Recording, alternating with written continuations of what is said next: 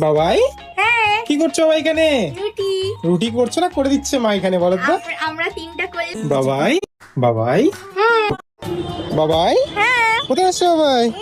গণেশ পুজোতে হ্যাঁ, guys, ঘুরে ঘুরে করতে আমরা পেরেছি। ইস রে, বেলুনের মতো লাগছে তো তোমাকে, ঠিক প্যারাশুট হয়ে গেছে, প্যারাশুট। যে কোনো বাচ্চাকে বিয়ে করেছে, বাবাই বাবাই বাবাই, সারাদিন বাবাই তুমি কি করছো, বাবাই তুমি কি করছো, মানে জাস্ট বিড়ি লাগে। একটা আদ্দামড়ি মেয়ে, বিয়ে হয়ে গেছে, মুখে 4টি পিম্পলস রয়েছে, সেটার উপর ফোকাস কর, কোনো বিউটি রিলেটেড ফেস মাস্ক এসব নিয়ে কিছু কন্টেন্ট মানা যায়।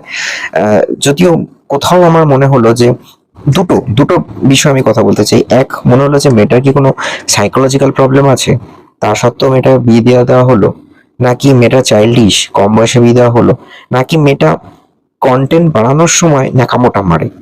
এই তিনটে জিনিস আমার মাথায় ঘুরছে। বাবাই, মাংস ভাত, মাংস ভাত, সেই গাছ তো।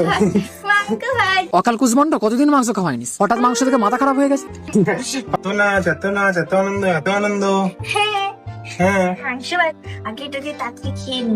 ভেবেছিলাম যে এদের উপর আমি হয়তো ভিডিও করব না, মানে ইচ্ছেও ছিল না সে অর্থে।